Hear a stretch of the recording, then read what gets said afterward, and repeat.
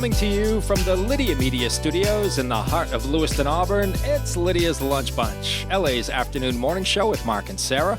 We're covering news and events in the greater LA area and talking to the people making a difference in our community.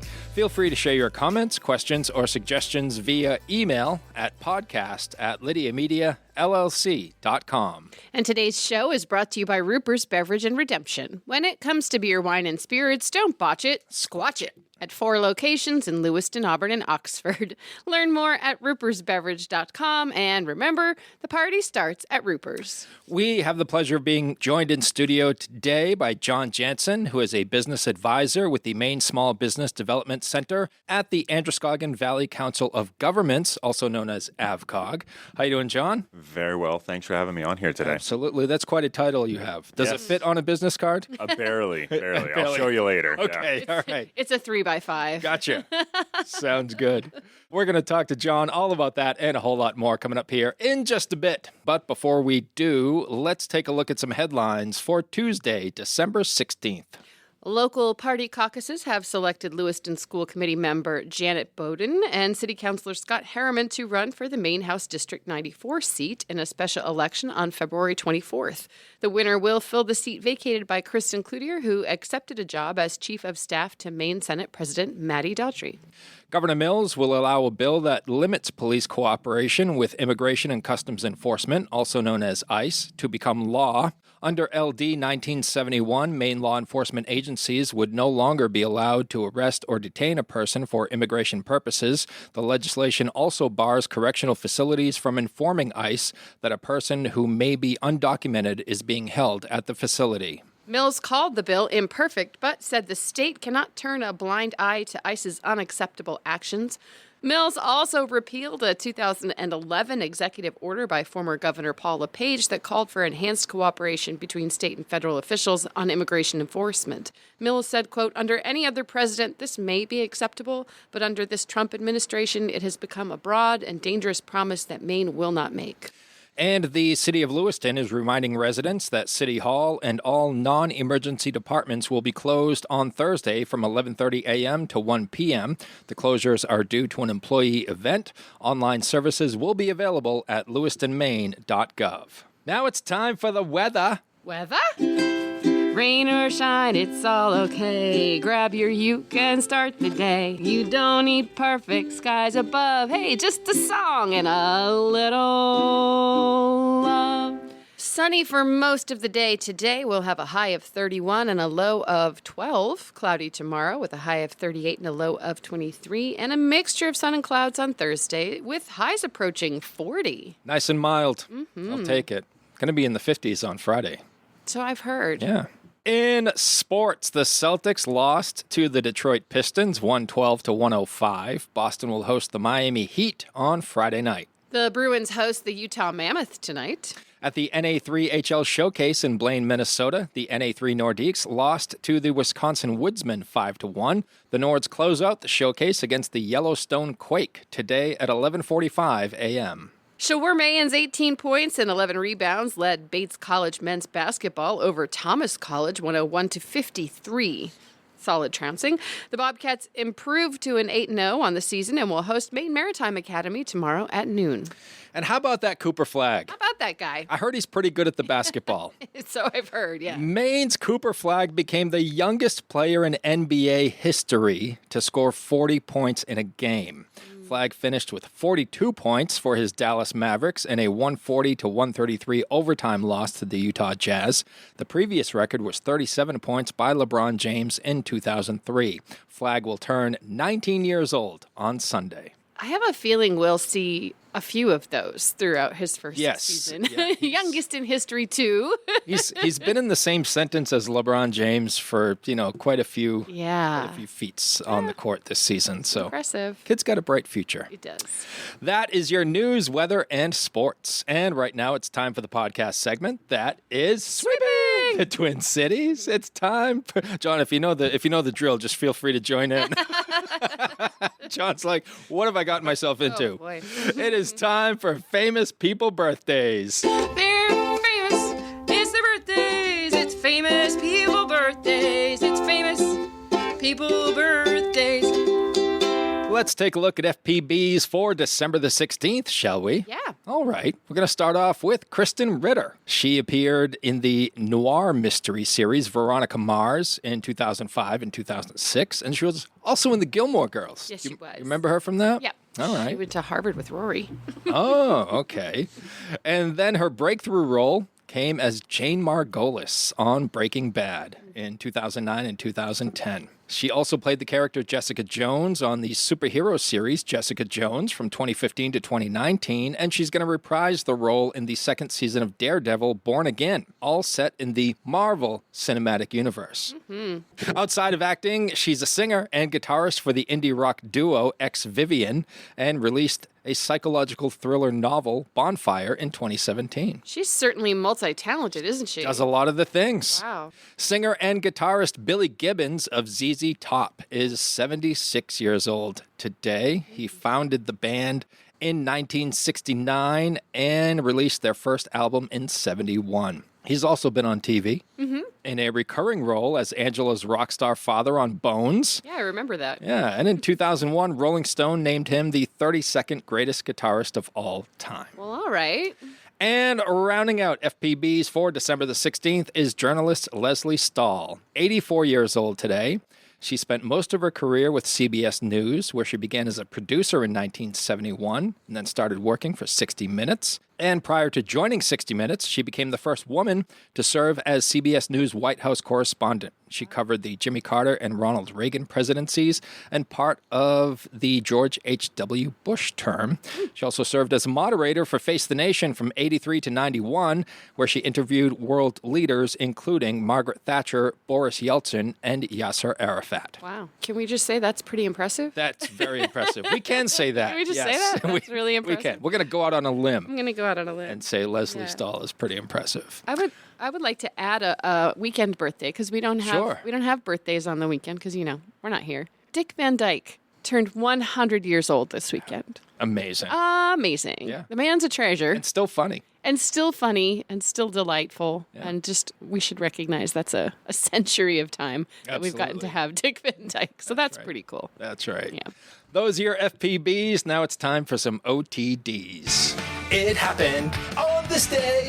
It happened on this day. It happened on this day.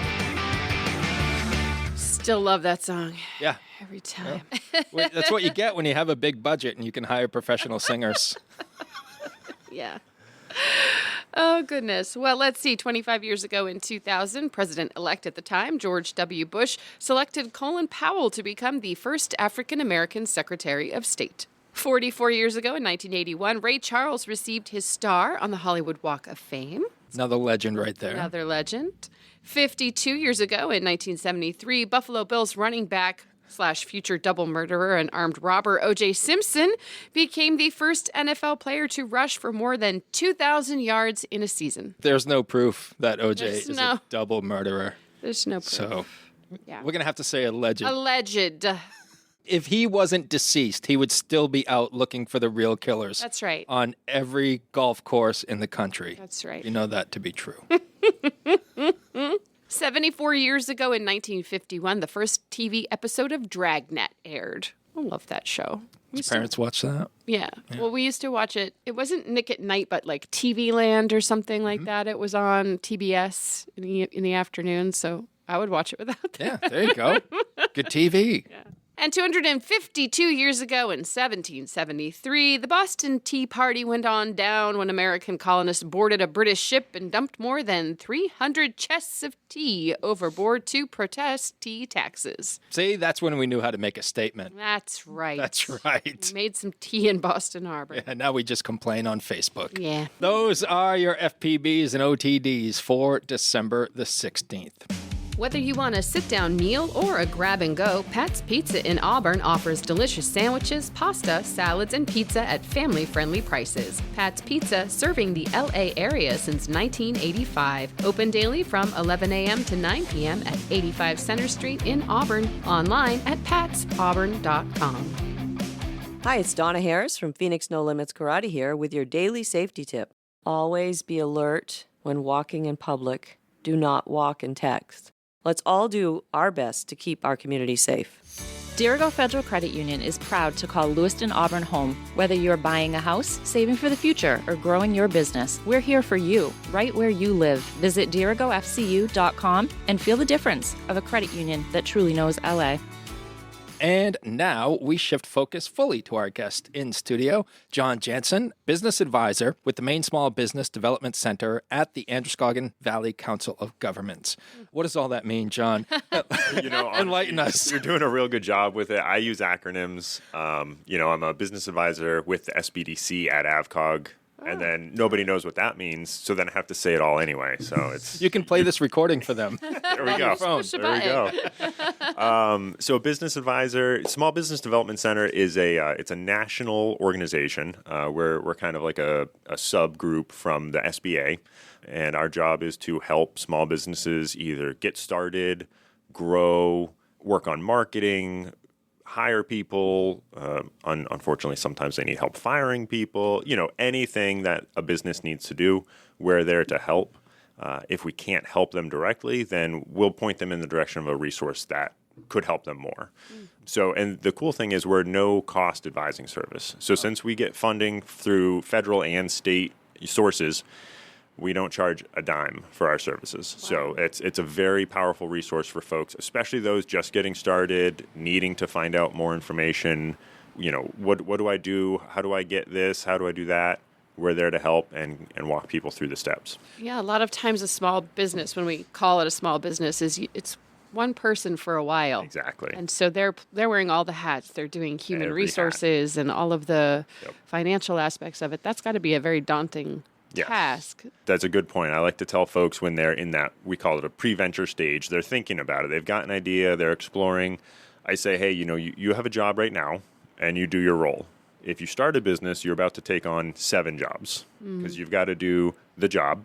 You've got to do customer service, sales, marketing, accounting, bookkeeping, all of those things. So it goes from one hat to many hats. And they find out in a big hurry. They do. Right? Yeah. They sure do. We try to soften the landing as best we can. Yeah. But it's the reality check does hit. How can you prepare them for that before they make the big leap? Well, one of the best ways to do that is it's simple but not easy, and it's writing a business plan. And it's going through, it's easy to have a conversation about what your idea is. You want to start a lawn care service. And, I've been mowing lawns for this long and doing hardscaping and blah, blah, blah. Okay, great. Now we need to get that on paper and organize your thoughts. We've got templates. We'll sit there and work through it with you. We'll make revisions. But we want to get to a point where you actually have something to follow, because it's not easy to do this without a plan. Mm-hmm. So when you just have an idea, it's a great idea, but once you put it on paper and give yourself sort of a script to follow, all of our advising is actually confidential. So any work that we do with clients, all their business ideas, any financial information we talk to them about, it all stays between us, and we don't have the ability to share that outside of our network unless we get permission from them. Now, that being said, on the SBDC website, I can't even say the acronym. On the SBDC website, we do share success stories. So I don't know if you've had a chance to look through some of those, but we've got a lot of folks from all across the state that get to a certain point and they open their business or they grow or they get a new facility. And for everybody, success is different, right? It could be just getting started, getting a small loan of $10,000 to buy their first small piece of equipment. Or it could be as much as, hey, we moved into a 50,000 square foot facility and we've hired 20 more employees. So success is different for everyone, but we like to celebrate it all the same. So you have a long title with a long place of business. Yeah. The SBDC is separate from AvCog. Correct. So can you touch on that just a little bit? Yeah. So AvCog is a regional government entity. We focus on Western Maine, right? Franklin, Oxford, Androscoggin counties. And so my role at the SBDC lives within AvCog's sort of mission. And so I focus on those 3 counties as well. And AvCog they do so much. Larry, he works on the bus routes, right? So they just changed the whole bus routes and how that all works. So that was a lot of his work. We've got people that do city planning for towns that are really small and don't have their own ability to do city planning and stuff like that. Avcog has a little bit of everything. They also do marketing for the Lakes regions. And we've also got a lender too. So we do small business loans right in-house. And so his name is Tom Kuklinski. He worked at the USDA for a couple of decades before coming over to Avcog. And so he does small business lending and I do small business planning. So we work really closely together.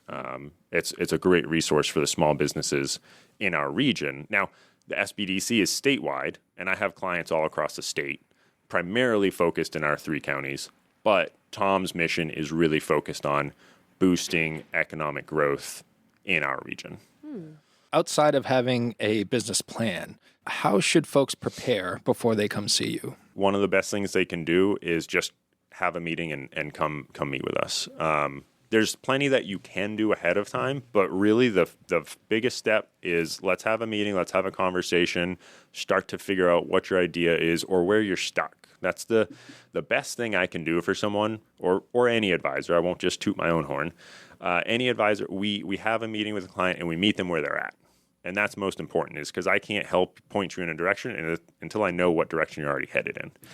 And so once we figure that out, then we can say, okay, let's work on a business plan. After we get that, we'll start working on a budget because that's really important too, knowing how much money you might make, how much money you're going to spend. And some businesses are highly regulated and you need different permits and licenses and all this stuff. There are other businesses that are not highly regulated and all they need to do is get started. As long as you're filing your taxes, you're good. Huh. So that's one of the biggest misconceptions is, I need to get a business license. You might not, actually, depending on what you do and where you're working. You might just be able to say, hey, I'm going to file an LLC. I'm going to get my tax stuff situated, and I'm off to the races. There you go. Yeah. Huh. It's as easy as you make it, but it's also as hard as you make it, right? That's true for a lot of things in life. Very much absolutely. So. It sounds like a very rewarding career. It has been so far. I've been doing this for about 1.5 years now. And prior to this, actually, I was a personal trainer and I managed a gym down in Westbrook called Iron Legion Strength Co. Shout out to Scott and Andrew. They run a couple gyms down that way still. And so, I kind of cut my teeth down there figuring out how to keep things moving along day to day. And my biggest concerns when I switched careers was how am I going to be able to help these people? I don't know what I'm doing. But it turned out that I did. And it turns out that my day-to-day is actually very similar, where in my past life, I was working one-on-one with clients. And in my current life, I'm working one-on-one with clients. Yeah. It's a different setting and it's a different topic, but it's the same building rapport, getting to know people, meeting them where they're at, and helping them progress from A to B to C, and seeing that that ultimate reward of like, hey, I did the thing. Whatever that next task is, I did it. And that's really rewarding to see for sure. What inspired the switch? So after, about 10 years in the gym industry, it just got to a point where I said, I'd been losing interest, unfortunately, in the personal training side of things, and I'd been enjoying the management side of things more. But as a small business, you can only have so many cooks in the kitchen. So it came time where it was like, either I'm going to have to go start my own gym and kind of start over with my personal training base, or I can, seek to impart knowledge in other ways. So teaching has kind of been a thread throughout my entire life, and I just look at this as the next chapter of teaching. So I've been really fortunate. I've learned so much in the past 1.5 years, and hopefully I'm able to, help more people more often now. It's one of those things you look back and you're like, man, did I help that first client? Was I of any use to them? Considering how much I've learned now, it's hard to tell if I helped them, but I know I'm helping people now for sure. I think a good indicator, and I take this knowledge from Shanna Cox at our chamber here, is when they have people who come into their seminars and their workshops and they don't see them for a while. Yes. That's a good sign. Yes. Because they've gotten the information they've needed and they've moved to the next phase of something. Yes. So it's a very good way to look at it. Yeah. Sometimes it feels disheartening to like, I haven't heard from that person. But a lot of times those people will come back 2, 3, 4 months later and they say, hey, I finished all this. It took a little bit of time, but I'm back. I'm ready. Like, let's keep moving. What's the next step? Exactly. Move forward. Yep. Yeah. Yep. Yeah. So very cool. And unfortunately, sometimes the answer to what's the next step is get started. Go. and sometimes that's the scariest part is because planning, you get in that comfort zone of like, oh, I'm planning, I'm getting ready. You're kind of hunkered down and waiting. And then when it's time to get going, it's go time. The reality of it is. And then you're kind of on your own. We're here to help, but it's, if you're starting a business, you're on your own. Yeah. So it looks great on paper. yes, that business plan It looks great on dialed in. paper. Let me tell you. It's scary to think about taking off, though, I'm sure. Yeah, for sure. Do you guys offer seminars and workshops for people as well as this counseling? Yeah, we do actually. You mentioned Shanna at the LA Chamber, SBDC. We do a lot of partnership work with the Chamber of Commerce, so they offer free business startup sessions first Tuesday of the month in the evenings. They do a lot of other workshops and programs that we'll help out with.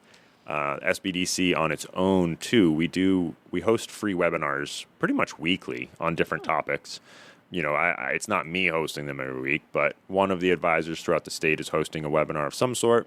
We'll touch on this time of year. Taxes are always a big question. So, we've got some advisors who are well versed in that realm. So they'll talk about taxes. We'll have other really specific webinars. There's a event called New England Made that happens in May. And it's a trade show for manufacturing goods that are made in Maine or it's New England. Sorry, not Maine, obviously. We help clients get prepared for that. So we have really specific webinars that are geared towards like, how do you get ready for a trade show? How do you get ready for wholesaling your product? You've been making 20 units at a time. How do you scale up to make 100 units at a time? That kind of stuff. So we have some really general webinars, some really broad really specific topics. And then I get approached by other folks too, throughout the community to work with their organizations specifically or other economic development groups. I was in Poland just a few weeks ago working with their group. Lots of webinars, lots of seminars. Like I said, everything is no cost. So if we're hosting a webinar, seminar, that kind of stuff, we'll have a registration, but you're welcome to come on in and learn. Yeah, there are also on the website, Maine SBDC.org.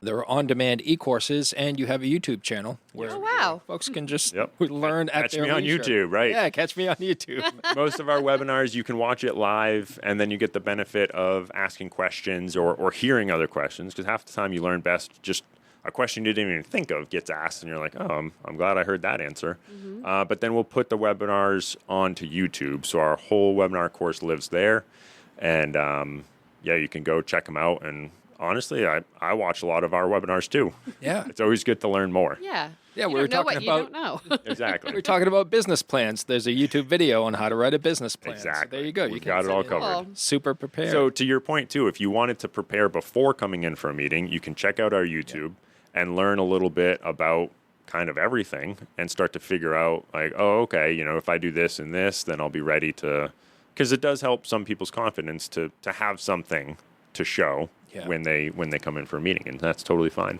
Have you seen any trends where folks are staying away from certain things or nervous about others? I think the big trend right now is everybody is a little bit nervous and hesitant as a whole. Yeah.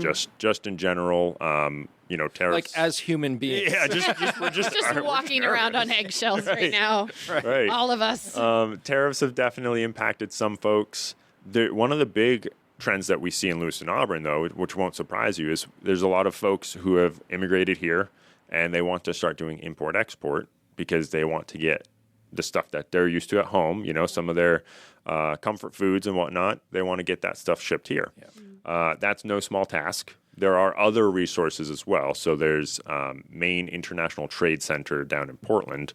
So, we can help steer them in the right direction, but then really one of their best resources would be to converse with MITC and get in touch with those folks and start to learn more about how to get stuff imported the best way possible. Yeah. Where you are kind of located here in Androscoggin, Franklin area, what sorts of new businesses are popping up that are exciting? Anything unusual? You guys probably know this by now, but Just in Time Bowling just added in some golf simulators. Oh, yeah. And so that's a really fun addition. We've got snow on the ground right now. I know there's a lot of diehard golfers out there, but you can only go so long in Maine. So, that's fun, something to do all year round over there. And like I said, there's that import export. Like people are really trying to get more comfort foods and stuff that they're used to into town. So like to see that too. That's kind of cool. Yeah, we had Justin Jure on the show. Yeah, we did. I don't know, about a month or so ago. Right on. Yeah. They were just getting them then, right? Okay, yep. Yeah. Yep. Yeah, It's been a long process. Yeah. but they're coming through it. So I feel like I saw their Facebook page. They launched and they let everybody know. Yeah, they had Samantha out there holding a golf club like a baseball. coming after Justin, I'm sure. At me. But yeah, man, they've done wonders. Yes, for that absolutely. place. And Yep. just an Big turnaround. incredible couple. Yeah. Yep. So fortunate to have them Yeah. with us in this community. Absolutely. I have a question. John, Yeah. can you speak to what draws folks to the area to open small businesses? Is there anything about this region that makes it appealing to people? So I think one of the things that people like here is that it's not Portland. So you get a lot of the same benefits, right? Especially in town, Lewiston, Auburn, you've still got a denser population. As we get out of Lewiston, Auburn, Lisbon, Mechanic Falls, whatever, it starts to thin out. But right in town here, you've got people. And to get started, especially for a small business, you need people. That might not be the cool answer, but it's true where if you want to succeed, you need to have business. And so either folks are going to be successful by selling stuff online, or they need to be, if they want to have a storefront, it needs to be somewhere where people are passing by pretty regularly. So I think that's a big draw here is we've got people and we've got storefronts. We know Lewiston Auburn is reinventing itself over the last couple of years, and we're getting there, but you like to see storefronts no longer being vacant. That's what's drawing more. The more people you have, the more people come. It doesn't hurt that the housing market here is so much better than Portland. Yes. Yeah. And I think you may have just answered the first part of this question, John. I was going to ask you what you saw as the strengths and weaknesses of businesses in this area, and the strengths, you just mentioned we have people here. What do we need to work on in this area? So one thing that Lewiston does really well is it offers Lewiston, like City Hall, has a couple different programs to help small businesses get started. I know other surrounding towns do that as well, but there needs to be more of that too. There needs to be more, and Avcog does a good job of that too, with low interest loans. But the weak point right now is because everything, and this isn't anything anybody can fix right now, but because everything is just tight and people are afraid, there's a lot less lending going on. So it's harder to get that first small loan to get started. So, if we can weather this storm, get through whatever the next 6 months, year, whatever it's going to take, we'll start to see that lending start to increase more, and those weaknesses will turn back into strengths, where the businesses that are kind of in limbo and waiting to get some amount of funding and start up and really get going, they'll be able to get that and get moving. And I did mention too, one of the benefits is we've got people, and we're seeing vacant storefronts get filled, but we actually have it's kind of hard for startup businesses to find affordable commercial space as well, because a lot of places don't need big space. They need small space to get started, and we don't have a lot of small space, and that's hurt a lot of clients as well, where they've had to move a little bit further away to find that small space, but then they're moving away from that population center. So it's that double-edged sword of, do you want to afford rent or do you want more traffic? And that balance is hard to strike. So for folks listening right now who may be on the fence as to whether or not they want to start a new career, a new business, it's really just a risk-free opportunity that you're offering. Exactly. Yeah. Coming in, having a conversation, starting to, we do a lot of just ideation. It's, hey, does this make any sense? If I start doing this, where could I do that? And having conversations and how many times do you guys go to ask somebody a question and just by saying it out loud, you answer it yourself? So sometimes that's all it takes too, is somebody comes in, we have a conversation, and they say, hey, you know what? This actually isn't a good idea. And that's a win too, is stopping somebody from spending their life savings on a business that's not going to work. Mm-hmm. But then we have plenty of folks too who come in, have the conversation, and they say, I'm jazzed. Let's get going. Give me all the homework. I do assign homework. Give me the homework. I want to write the business plan. Let's move forward, and that's great too. So Did you ever find that you have somebody take a piece of something that they thought was a bigger plan and make that the thing they focus on? Yeah, I mean, that's definitely happened too. No real specific examples come to mind, but definitely people, as you boil it down, you figure out what is it that you're really selling. And that's one of the questions we'll talk about is, are you selling the idea of something? Are you selling comfort? Are you selling security? Or are you selling a product? And no answer is wrong, but once you dig through those questions, you start to figure out, oh, I'm not just selling soap. I'm selling the idea of comfort and being at home and, the old days and that kind of stuff. Mm-hmm. So that definitely happens. You don't need 8,000 things. You just need 8 things that you're really good at. Exactly. Yep. Boil it down. Yeah. John, is there anything else about SBDC that you would like our listeners to know? No, I mean, I think the big ones we've hit on, it's no cost, it's confidential. And I tell people too, like, I don't have all the answers. I wish I did. Come on. I don't. I know. But if we don't have the answers, we'll find them for you, or we'll connect you with somebody who does. So we're a great starting point. We walk with people as far as they want us to walk with them. And once they're ready to, be set free, then we're happy to do that too. Where can folks go online to learn more? You did mention it. You got the website right, Maine SBDC.org. There's a big registration button. Again, no cost, so you can click on that, register, get connected with an advisor. You'll either get connected due to geography or interest, depending. And then to learn about AVCOG, it's avcog.org. And you can learn more about what kind of services AVCOG offers. Check out the loan program that they have for small businesses there. And then YouTube, Maine SBDC on YouTube. That's a big one. Neat. Thank you for doing the work that you're doing. Yeah. Thank you. Thank you guys for having me on here. Absolutely. Yeah. I'm glad you could come in, and you didn't run away from us this time. No, you caught me. It was the coffee, though. It was the coffee and the dogs that really got me in here. Yeah. We know how to lure people in. We sure do. That's right. If the coffee's not going to do it, Lydia and Vinny will. Yeah. There you go. Yeah. Just don't bite Vinny's paws. I've been told that's not permitted. Next year marks 30 years of Uncle Andy's Digest. What started as a beloved print publication has grown into Lydia Media, a full-service marketing partner helping local businesses thrive. From LA Metro Magazine and the Lydia's Lunch Bunch podcast to social media management, website design, and advertising across all platforms, we've got your marketing needs covered. If you're a business making a difference in our community, let's connect. Lydia Media is here to tell your story and help you grow. Lydia Media, in business, for business. Learn more at lydiamediallc.com. Well, John, we're not quite done because we do close out the show with a segment called 3 Random Questions, where Sarah and I are going to ask you questions that have nothing to do with your business. All right. Or let's hear 'em. Line of work. All right. He's all fired up, Sarah. Let's go. Just so you know, no one is ever ready for Sarah's questions. You can stay up all night. It's not going to help you. If you had a time machine, you could take one round trip to the past or to the future. Where would you go and why? All right. This is a good one. I would definitely jump ahead. I don't know if either of you have read H.G. Wells' Time Machine. Fantastic book, but I want to see how it ends. In millions of years into the future, what happens? So you don't even want to go to a time when you're around. You just it'd be cool to let's go 50 years ahead and see what's going. But what does downtown LA look like and that kind of stuff. But yeah, let's go millions of years ahead. All right. And watch it. Exactly. Yeah. Let's see what AI has done to us. Yeah, right. Oh, yep. All right. Sorry, I didn't mean to bring the broom down. Yeah. I'm going to ask a holiday question. Okay. 8 tiny reindeer, cute or terrifying? How tiny are we talking?